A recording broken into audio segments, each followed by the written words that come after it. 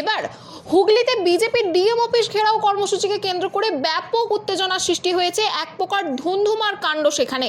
কর্মসূচিকে সামনে রেখে আজ হুগলির ৩ নম্বর গেট এলাকা থেকে বিজেপির কর্মী সমর্থকরা মিছিল করে আসেন। চুঁচুড়ার ডিএম অফিসের কয়েকশো মিটার আগে ঘড়িমোড় এলাকায় পুলিশের পক্ষ থেকে একাধিক ব্যারিকেড করা হয়।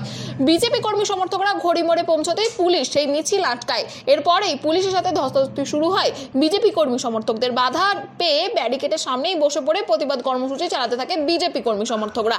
আর এরপর যেটা হয়, বিজেপির মহিলা কর্মী সমর্থকদের সাথে পুলিশের মহিলা বাহিনীর ব্যাপক ধস্তাধস্তি ও ঠেলাঠেলি শুরু হয়। বিজেপির মহিলা কর্মী সমর্থকরা এগোতে চাইলে মহিলা পুলিশরা তাদের বাধা দেয়। ব্যাপক ঠেলাঠেলি শুরু হয় মহিলাদের সঙ্গে মহিলা পুলিশদের। এরপরেই এক মহিলা বিজেপি কর্মী পুলিশদের দিকে জুতো ছুঁড়ে দিতেও দেখা যায়।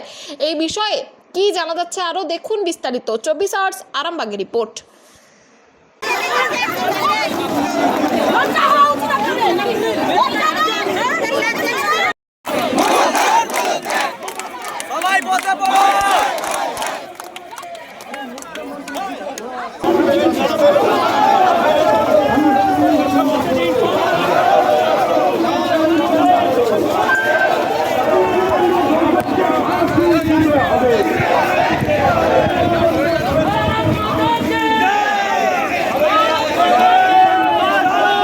चले जाओ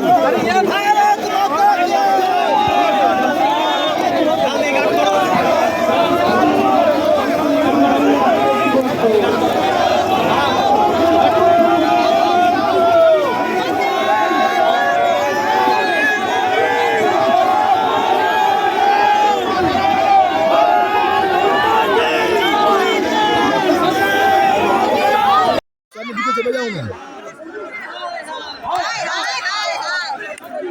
खेलो ना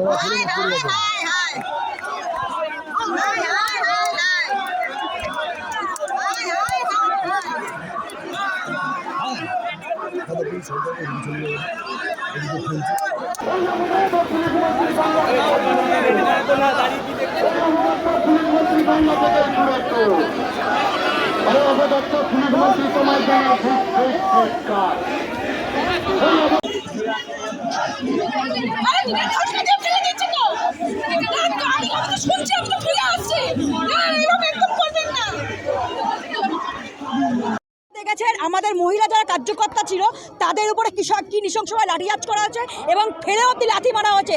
তবে আমি একটা মহিলা হয়ে এই জিনিসটা দেখতে পাওয়ার পর আমাদের মুখে জুতো মারা উচিত ছিল, কিন্তু আমি সেটা করিনি। জুতোটা ছুঁড়ে মেরেছি। সামনে থাকলে সেই পুলিশ অফিসার তার মুখে জুতোটা মারতাম, এখন খালি ছুঁড়ে মেরেছি। পুলিশের দায়িত্ব করছে। মহিলাদের মেরেছে দেখেছেন এই দায়িত্ব।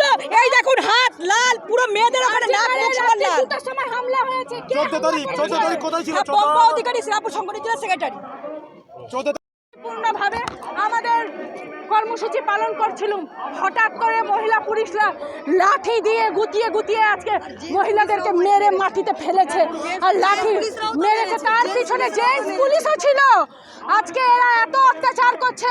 এই শক্তিটা যদি রেপিস্টদের ধরতে কাজে লাগায়, রেপিস্টদের রেপ করতে থামাতে লাগায়, তাহলে বরঞ্চ পুলিশের কাজ হবে। মার্ডার হওয়ার পরে আরজি করে যে হামলা হলো, তথ্যগুলি লোপাট করা হলো, মুছে দেওয়া হলো, তখন পুলিশ কোথায় ছিল? আমি এটা জিজ্ঞেস করি মুখ্যমন্ত্রীকে, পুলিশ মন্ত্রীকে, স্বাস্থ্যমন্ত্রীকে। হাসপাতালের ভেতরে ডাক্তার মহিলা সুরক্ষিত নেই, তাহলে আমাদের মতন সাধারণ মহিলা কোথায় সুরক্ষিত থাকবে? এটা আমার প্রশ্ন মুখ্যমন্ত্রীর কাছে। জবাব দিন, নাহলে পদত্যাগ করুন।